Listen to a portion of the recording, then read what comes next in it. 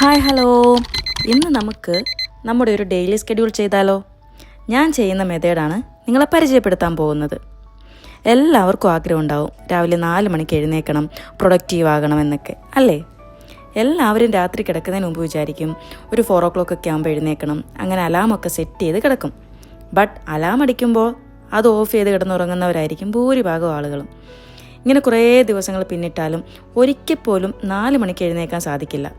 നമ്മുടെ തന്നെ sub conscious mind ചിന്തിക്കും, ഇത്ര രാവിലെ എഴുന്നേറ്റിട്ട് എന്ത് കിട്ടാനാണ്, അതുകൊണ്ട് കുറച്ച് നേരം കൂടെ കിടക്കാമെന്ന്.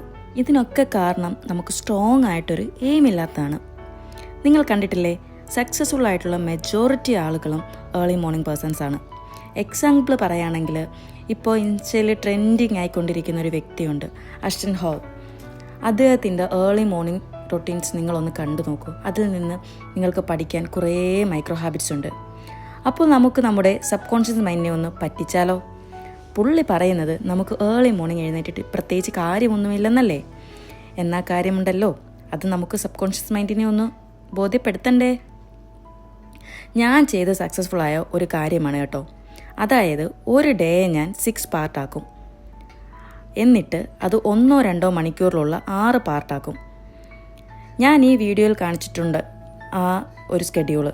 അതായത് രാവിലെ ഞാൻ എഴുന്നേൽക്കുമ്പോൾ തൊട്ട് 1 മണിക്കൂർ 4 to 5 ആ ഒരു ടൈം എന്ന് പറയുന്നത് മൈൻഡ് ആൻഡ് ബോഡി എനിക്ക് വേണ്ടിയുള്ള ടൈമാണ്. ആ ടൈമിൽ ഞാൻ രാവിലെ ചൂടുവെള്ളമൊക്കെ കുടിച്ച് കുളിച്ച് വിളക്കൊക്കെ വെച്ച് പിന്നെ ജേർണലിങ് ചെയ്യും, സ്കിൻ കെയർ, അങ്ങനെ 1 മണിക്കൂർ. പിന്നെ 5 to 8 സെക്കൻഡ്. ആ 2 മണിക്കൂർ എന്ന് പറയുന്നത് ഫസ്റ്റ് അരമണിക്കൂർ ഞാൻ റിലാക്സ് ചെയ്ത് ബുക്കൊക്കെ റീഡ് ചെയ്ത് ഒരു കോഫിയൊക്കെ കുടിച്ച് ഇരിക്കും. പിന്നെ കിച്ചണിൽ കയറും, ബ്രേക്ക്ഫാസ്റ്റ് ഉണ്ടാക്കും, കുട്ടികളെ സ്കൂളിൽ വിടാനുള്ളതെല്ലാം സെറ്റ് ചെയ്യും. പിന്നെ ചെടിക്ക് വെള്ളം ഒഴിക്കാനുണ്ട്, അതെല്ലാം ചെയ്യും, തുണിയൊക്കെ വിരിച്ചിടും. അങ്ങനെ ആ ഒരു പാർട്ട്. പിന്നെ 3rd പാർട്ട് 8 to 10:30 ആ ഒരു ടൈമിൽ വീട് ഫുള്ള് തൂക്കൽ തുടയ്ക്കൽ ക്ലീനിങ് പരിപാടികൾ അത് ഫുള്ള് ചെയ്യും. പിന്നെ കുറച്ച് നേരം ഇൻസ്റ്റ നോക്കും, അങ്ങനെ കുറേ ടൈം.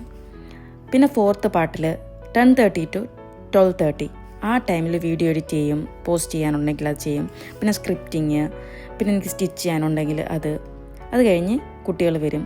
അതിന് ഉച്ചയ്ക്ക് ലഞ്ച് കഴിച്ച് പിന്നുള്ള പാർട്ട് തുടങ്ങുന്നത് 2:30 to 5 ആ ഒരു ടൈമിൽ ഒരു 3:30 4 o'clock വരെ ഞാനൊന്ന് ഉറങ്ങും.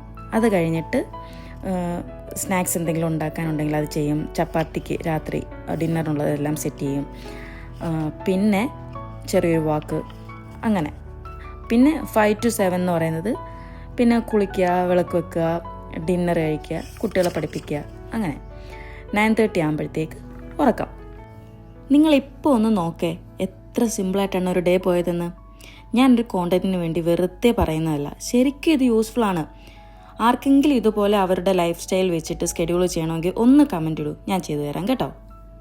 ഇത് നിങ്ങൾ വർക്കിംഗ് വുമൻസ് ആണെങ്കിലോ സ്റ്റുഡൻസ് ആണെങ്കിലോ ഹോം മേക്കേഴ്സ് ആണെങ്കിലോ ആർക്കും ട്രൈ ചെയ്ത് നോക്കാവുന്നതാണ്.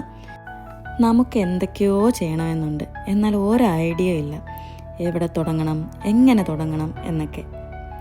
അപ്പം തന്നെ ഒരു പെണ്ണെടുക്കുക, എന്നിട്ടൊരു ബുക്ക് എടുത്ത് അങ്ങോട്ട് എഴുതുക. ആ ദിവസം ചെയ്യേണ്ട കാര്യങ്ങൾ ഒരു ഓർഡറിൽ ഒന്നും എഴുതണ്ട. നമുക്ക് എന്താണോ അന്നൊക്കെ ചെയ്യേണ്ടത് ആ കാര്യങ്ങൾ ഓരോന്നോരോന്നായിട്ട് എഴുതുക. എന്നിട്ട് നമ്മൾ എഴുന്നേൽക്കുന്ന ടൈം തൊട്ട് കിടക്കുന്ന ടൈം വരെ നമുക്ക് കൺവീനിയൻ്റ് ആയിട്ട് ഉള്ള രീതിയിൽ അനുസരിച്ച് നമ്മൾ ടൈമിനെ പാർട്ടാക്കുക. നമ്മൾ വർക്കിംഗ് ചെയ്യുന്നവരാണെങ്കിൽ അങ്ങനെ, അല്ലാതെ ഹോം വർക്കേഴ്സ് ആണെങ്കിൽ അങ്ങനെ, സ്റ്റുഡൻസ് ആണെങ്കിൽ അങ്ങനെ. നമ്മുടെ കൺവീനിയൻ്റ് അനുസരിച്ച് നമ്മൾ ടൈമിനെ പാർട്ടാക്കുക. ശേഷം നമ്മൾ ആദ്യം എഴുതിയില്ലേ, അതിനെ ടൈം അനുസരിച്ച് അറേഞ്ച് ചെയ്യുക. ഓരോ ടൈമിൽ എന്തൊക്കെ ചെയ്യണം എന്നുള്ളത് ടൈമിനനുസരിച്ച് അറേഞ്ച് ചെയ്യുക. ഇത്രയേ ഉള്ളൂ, സിമ്പിൾ സ്കെഡ്യൂളായി. ഇത് നമ്മൾ ഒരു ഡെയിലി റൊട്ടീൻ പോലെ ചെയ്യാമെന്നുണ്ടെങ്കിൽ അത്രയും നല്ലത്. നമുക്ക് ഡെയിലി റൊട്ടീൻ ഉണ്ടാകണം. ശരിക്കും പറഞ്ഞ് അത് നമ്മുടെ മനസ്സിനും വളരെ നല്ലതാണ്, നമുക്ക് ശരീരത്തിനും നല്ലതാണ്. നമുക്ക് കുറേ എന്താ പറയുക, നമ്മുടെ എഫേർട്ട് കുറേ കുറയും അല്ലേ. ശരിക്കും നമ്മുടെ ലൈഫിൽ സ്കെഡ്യൂളിൽ പോവുകയാണെങ്കിൽ നമ്മൾ പോലും അറിയാതെ നമ്മൾ പ്രൊഡക്റ്റീവാകും, പങ്ക്ച്വലാകും, നമുക്കൊരു എയിം ഉണ്ടാകും. അപ്പോൾ ഇതുപോലുള്ള വീഡിയോസ് വേണമെങ്കിൽ ഒന്ന് അറിയിക്കണേ. അപ്പം ഓക്കെ, എല്ലാവർക്കും ഇഷ്ടപ്പെട്ടെന്ന് വിചാരിക്കുന്നു. ബൈ.